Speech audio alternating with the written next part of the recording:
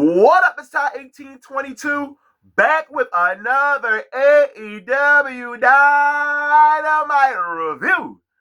They are coming off of Double or Nothing, where we witnessed Hangman Adam Page defeat Will Ospreay in the Owen Hart Cup final match, and he would take on Jon Moxley at All in Texas. And speaking of All in Texas, we kick the show off with Hangman Page. This guy started been some of the best things that have been happening in AEW.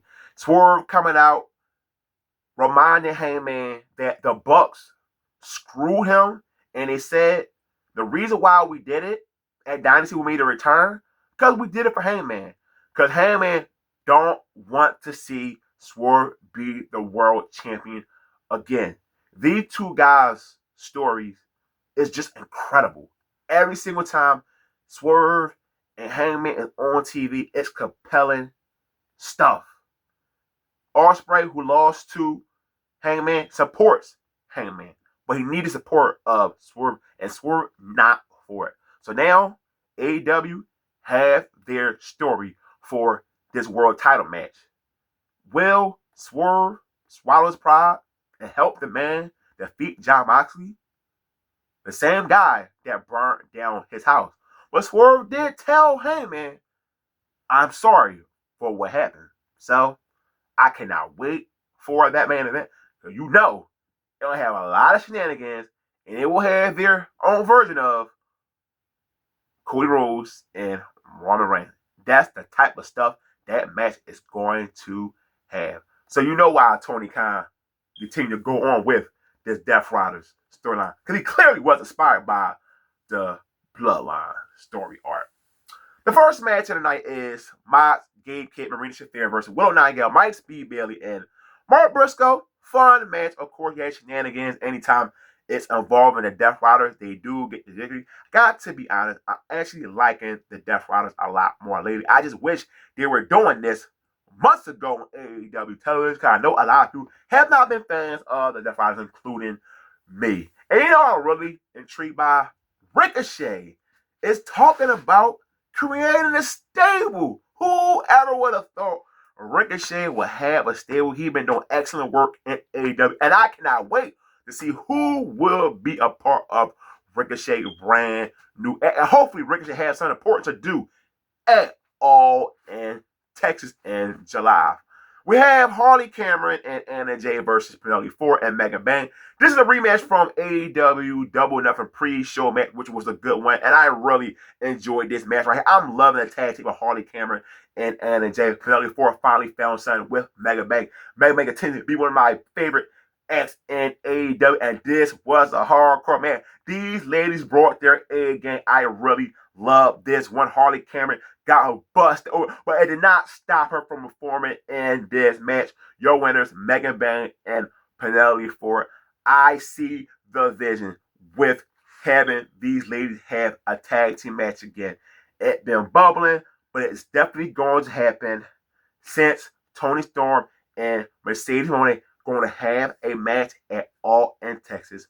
What's going to be the secondary match? Well, my prediction will be at AEW Women's Tag Team Division. Now, yes, AEW have too many goddamn titles, but now look at the women's roster. They got the depth for a women's tag team division, and they're going to crown them at All in Texas. The Ops take on the Frat House, a stable who is from Alright. So, of course, a lot of people would not be familiar with them. The Ops get the job done, but I wonder when Hook come back on TV, how are they going to bring him back with this stable? Because Hobbs was his replacement when they won the AEW Trios Championships.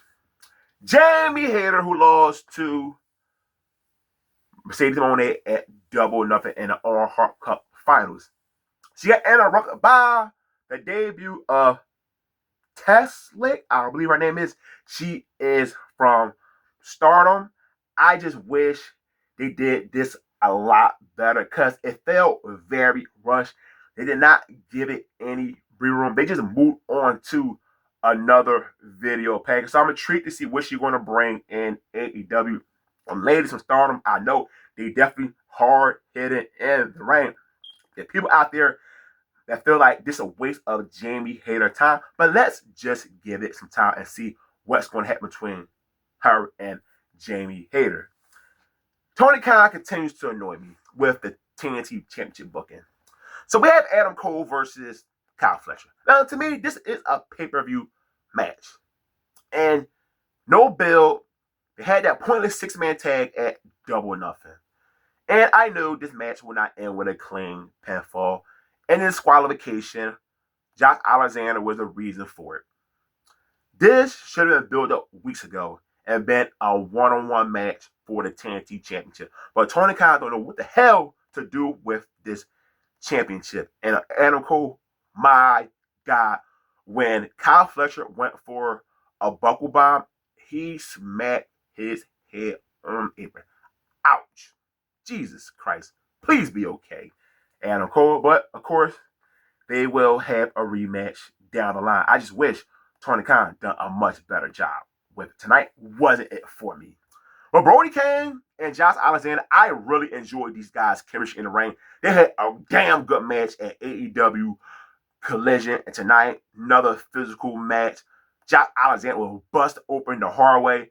Brody King, one of the most underrated talents in AEW. I'm happy he got this victory. And he will be a part of that fatal four-way match involving Kenny Omega for his AEW International Championship. Here we go. Toni Storm and Mercedes Moné, CEO. Man, I've been wanting this match for the longest. The two top women in the company will face each other at AEW All in Texas. Toni Storm belt will be on the line. I'm not sure. Will Mercedes Moné TBS Championship be on the line? Hey, it's in 45 days. Possibility it will do champion versus champion. But I did say, will that devalue Kenny Omega and Okada, champion versus champion? Do you need two matches like that? I don't know. I got to give it some time before I get my official answer. But I really love this segment. Mercedes Moné was really good in this segment. She's not the best promo, but here she was damn good in this segment. Both girls, going into history with each other, outside AEW, coming inside AEW, and now they're going to have a big time match. The crowd was really into this segment. These two ladies were talking about 10 minutes, and I wanted it to continue. That's how good this segment was involving Mercedes Moné and Toni Storm. Both ladies went for attack, but no one got the upper hand on each other. I cannot wait to continue to see the build between Mercedes Moné and Toni Storm for AEW All in Texas. I was so happy to see Tony Khan make this the final segment of the show, and a lot of the ladies was on this show. You can see the growth in the AEW women's division. Is a great thing to see. So this episode of AEW Dynamite, I did like this one. Solid show from a company.